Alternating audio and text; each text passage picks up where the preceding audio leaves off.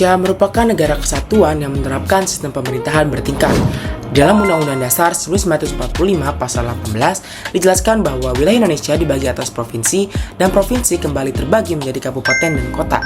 Setiap level pemerintahan ini memiliki kewenangan untuk mengatur urusan masing-masing melalui asas otonomi dan tugas pembantuan. Artinya, pemerintah daerah bukan hanya pelaksana, tetapi juga memiliki ruang untuk mengelola kepentingan masyarakatnya sendiri. Dalam perkembangannya, pelaksanaan otonomi daerah mengalami penyempurnaan melalui Undang-Undang Nomor 22 Tahun 1999 yang kemudian direvisi menjadi Undang-Undang Nomor 32 Tahun 2004 dan disempurnakan kembali melalui Undang-Undang Nomor 23 Tahun 2014. Melalui aturan ini, provinsi memiliki dua peran ganda, yaitu sebagai daerah otonom sekaligus sebagai wilayah administratif. Di level provinsi, hanya gubernur yang memegang dua peran, yaitu sebagai kepala daerah dan sebagai wakil pemerintah pusat. Sementara itu, bupati dan wali kota hanya berperan sebagai kepala daerah otonom. Peran rangkap gubernur makin dipertegas melalui Peraturan Pemerintah Nomor 33 Tahun 2018. Di dalamnya, gubernur diberikan tugas untuk membina dan mengawasi kabupaten dan kota, melakukan monitoring dan evaluasi penyelenggaraan pemerintahan, memberikan fasilitasi pembangunan, hingga mengevaluasi rancangan peraturan daerah. Gubernur bahkan memiliki wewenang membatalkan peraturan daerah kabupaten atau kota, memberi sanksi kepada kepala daerah, hingga menyelesaikan perselisihan antar wilayah dalam provinsi. Selain itu, gubernur juga berperan dalam mengusulkan dana alokasi khusus, melantik bupati atau wali kota, serta melantik kepala instansi vertikal pemerintah pusat di wilayahnya. Seluruh kewenangan ini diberikan untuk mendukung tujuan besar penyelenggaraan pemerintahan daerah, yaitu meningkatkan kesejahteraan masyarakat melalui pelayanan publik yang lebih baik, pemberdayaan masyarakat, demokrasi di tingkat lokal, dan peningkatan daya saing daerah.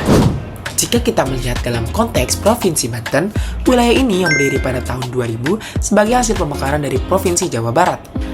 Kini, Banten terdiri dari 8 daerah, yaitu 4 kabupaten dan 4 kota, dan telah menjalankan otonomi daerah selama lebih dari 2 dekade.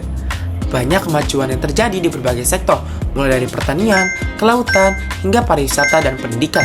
Namun, masih terdapat sejumlah persoalan yang harus ditangani, baik dalam bentuk ketimpangan pembangunan, kualitas layanan publik, maupun efektivitas koordinasi antar wilayah. Pada periode 2017 sampai 2022, Provinsi Banten dipimpin oleh Bapak Wahidin Halim sebagai gubernur dan Bapak Andika Hazrumi sebagai wakil gubernur Provinsi Banten.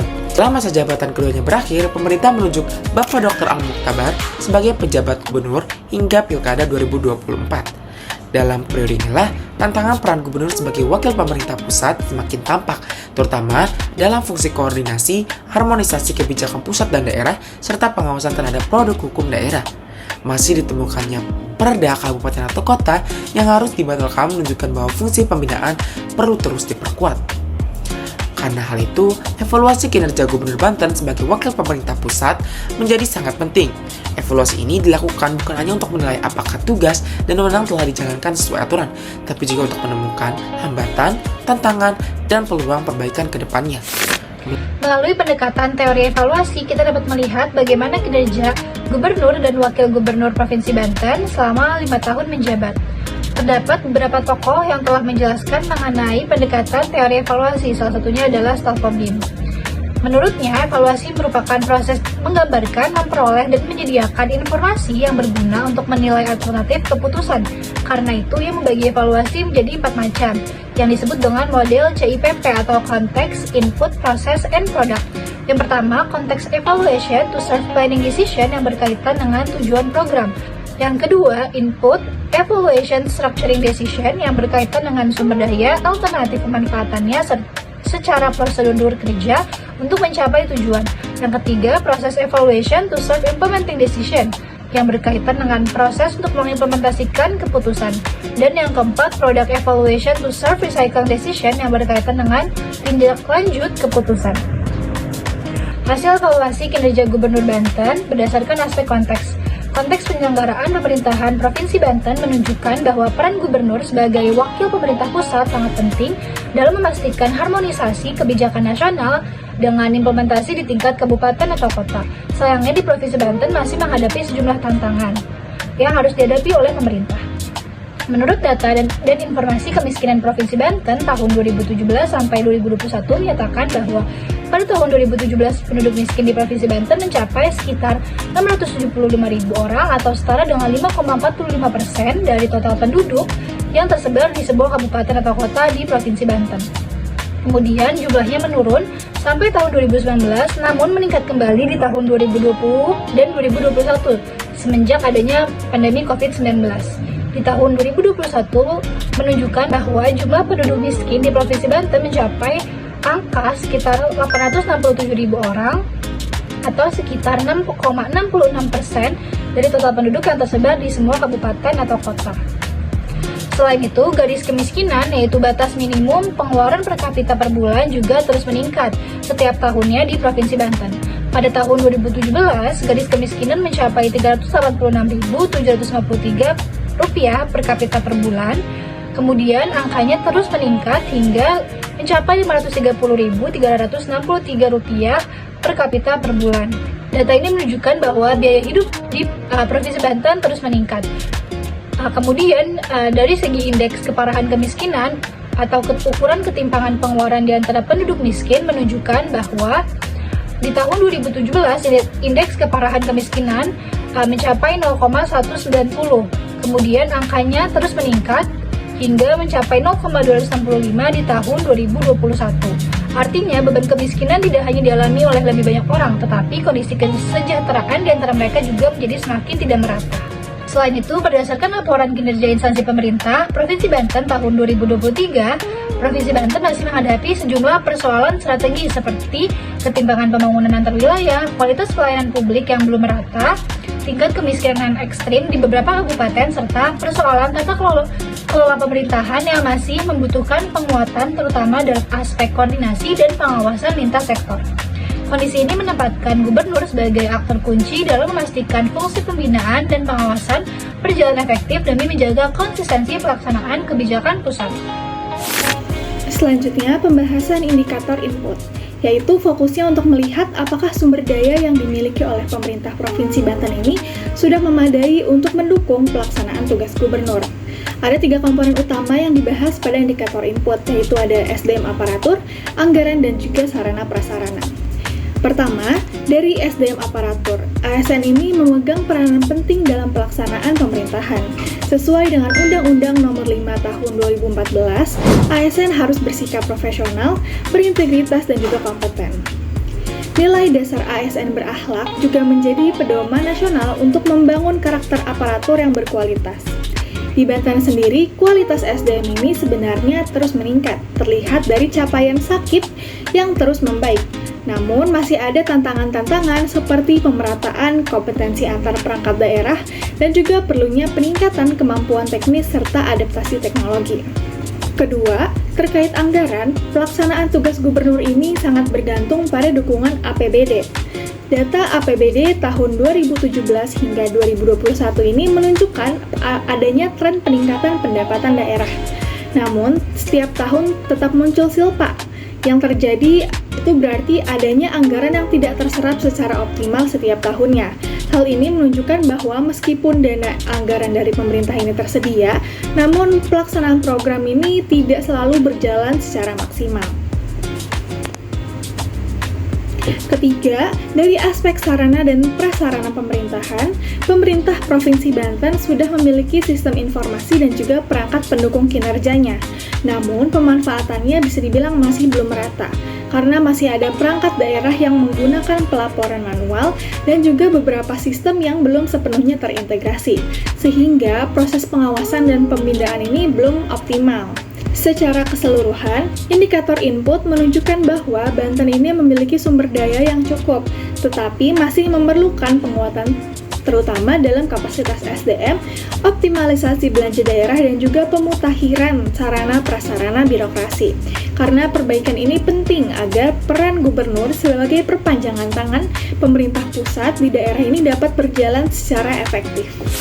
selanjutnya yaitu pembahasan mengenai aspek proses yang dimana memantau implementasi kebijakan, apakah kebijakan tersebut sesuai rencana, apakah prosedurnya dijalankan dengan benar dan ada kendala apa, bagaimana koordinasi, transparansi, dan partisipasi publik.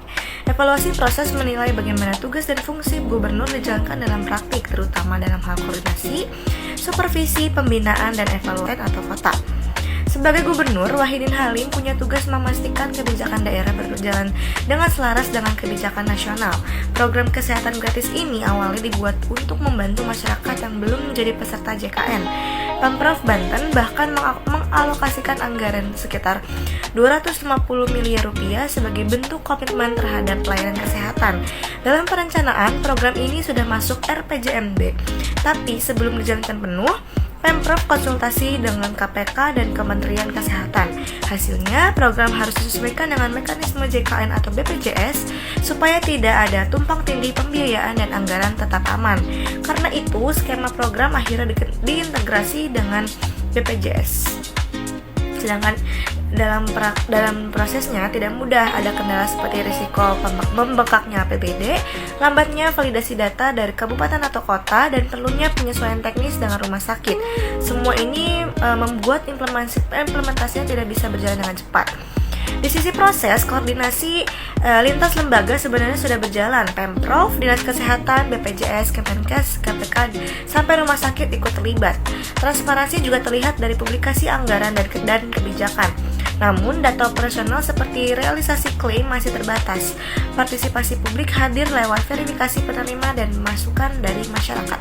Secara keseluruhan, fungsi koordinasi dan pengawasan sudah dijalankan oleh gubernur, tapi keberhasilan program sangat dipengaruhi koordinasi lintas instansi, kesiapan data, dan penyesuaian dengan pusat. Oke, kita lanjut ke pembahasan berikutnya, yaitu ada produk, di mana hasil pelaksanaan tugas gubernur sebagai wakil pemerintahan pusat menunjukkan sejumlah capaian yang mencerminkan perbaikan tata kelola pemerintah di Provinsi Banten, di mana adanya peningkatan nilai sakip dan reformasi birokrasi mengindikasikan bahwa proses perencanaan, pelaporan kinerja, serta pengendalian birokrasi semakin terstruktur. Lalu program prioritas nasional seperti pengendalian inflasi, penanggulangan stunting, dan juga perluasan akses pendidikan juga menunjukkan tren perbaikan berdasarkan laporan kinerja tahunan pemerintah provinsi. Namun demikian, efektivitas pelaksanaan belum sepenuhnya optimal. Beberapa indikator makro seperti kemiskinan, pengangguran terbuka, serta ketimpangan antar wilayah masih berada di atas target yang ditetapkan. Selain itu, koordinasi lintas kabupaten atau kota juga masih menghadapi tantangan, terlihat dari belum meratanya kualitas pelayanan publik dan juga minimnya harmonisasi kebijakan daerah dengan kebijakan nasional. Nah, fenomena adanya silpa yang relatif besar setiap tahun juga menunjukkan bahwa implementasi program belum mampu menyerap anggaran secara maksimal. Jadi, secara keseluruhan, meskipun terdapat progres dalam peningkatan kinerja birokrasi dan capaiannya pembangunan tertentu, hasil pelaksanaan belum sepenuhnya menjawab kebutuhan daerah. Hal ini menegaskan perlunya penguatan fungsi pembinaan, supervisi, dan monitoring agar peran gubernur sebagai representasi pemerintah pusat dapat menghasilkan output dan outcome pembangunan yang lebih konsisten, merata, dan juga berkelanjutan.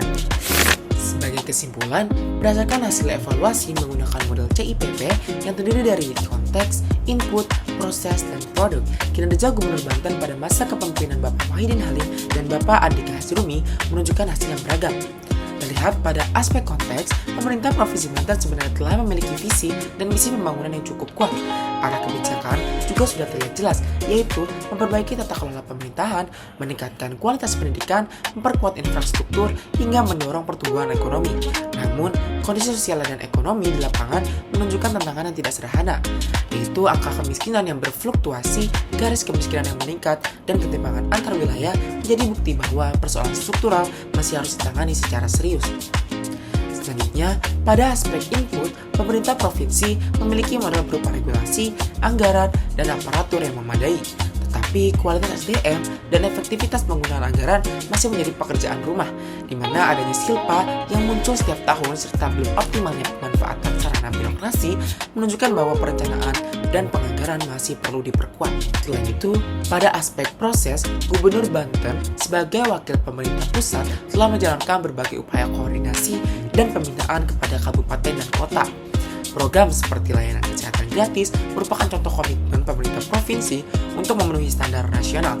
Walaupun begitu, implementasinya tidak selalu berjalan mulus, di mana terdapat kendala seperti koordinasi lintas sektor, validasi data, dan harmonisasi kebijakan membuat pelaksanaan program tertentu menjadi kurang efektif. Terakhir, pada aspek produk, di mana hasil kinerja makro daerah memperlihatkan capaian yang tidak konsisten. Indeks pembangunan manusia relatif stabil, tetapi tidak selalu mencapai target. Kemiskinan sempat turun, namun kembali meningkat saat pandemi COVID-19. Pertumbuhan ekonomi mengalami kontraksi, hingga tingkat pengangguran justru melebihi target. Dan ketimpangan pendapatan membaik, tapi belum signifikan. Meski begitu, ada juga capaian positif seperti peningkatan nilai sakit dan inovasi layanan publik selama pandemi, sebagaimana dicatat dalam penelitian Setyoko, Rawirno, dan Safira tahun 2022. Hal ini menunjukkan adanya peningkatan tata kelola birokrasi dan pemanfaatan teknologi informasi. Secara keseluruhan, kinerja Gubernur Banten sebagai wakil pemerintah pusat telah menunjukkan adanya langkah nyata dalam koordinasi pemerintahan dan inovasi layanan publik. Namun, upaya tersebut masih belum sepenuhnya mampu memenuhi target-target pembangunan daerah secara menyeluruh dan berkelanjutan. Terdapat beberapa saran untuk memperkuat kinerja pemerintah daerah. Pemerintah Provinsi Banten perlu memulai dari penyelarasan kebijakan pusat dan daerah. Analisis terhadap kondisi sosial, ekonomi, dan geografis harus diperkuat agar setiap kebijakan benar-benar berangkat dari kebutuhan real dari masyarakat itu sendiri. Penyelarasan antara RPJMD, arah kebijakan nasional, dan kondisi lapangan akan memastikan bahwa program-program yang dijalankan mampu menjawab persoalan utama seperti ketimpangan wilayah, kemiskinan ekstrim, dan tingkat pengangguran yang masih tinggi. Selain itu, kapasitas aparatur juga perlu ditingkatkan. Pemerintah provinsi harus berinvestasi pada pelatihan teknis, penguatan kemampuan manajerial, dan kompetensi digital bagi seluruh aparatur. Pengelolaan anggaran perlu dibuat lebih optimal, terutama dengan menekan munculnya silpa, melalui perencanaan yang lebih realistis dan berbasis prioritas. Input yang kuat, baik SDM, regulasi, maupun keuangan akan menjadi fondasi utama untuk meningkatkan efektivitas pembangunan. Dari sisi tata kelola, proses implementasi kebijakan perlu diperbaiki melalui peningkatan koordinasi lintas perangkat daerah, monitoring, dan evaluasi internal yang lebih ketat, serta perluasan digitalisasi layanan publik. Inovasi seperti perizinan online, platform Banten Satu Data, dan digitalisasi administrasi harus terus diperkuat agar birokrasi semakin transparan, cepat, dan responsif. Langkah ini juga akan memperkuat peran gubernur dalam melakukan pembinaan dan pengawasan terhadap kabupaten dan kota. Pada akhirnya, pemerintah Provinsi Banten juga perlu memastikan bahwa hasil dari pembangunan menunjukkan konsistensi dari tahun ke tahun. Pengentasan kemiskinan, penurunan pengangguran, peningkatan PM, pengurangan ketimpangan pendapatan, hingga pemulihan ekonomi harus dilakukan melalui intervensi yang terarah, inklusif, dan berbasis data. Evaluasi hasil juga perlu diperkuat agar setiap program benar-benar memberikan dampak yang nyata bagi kesejahteraan masyarakat.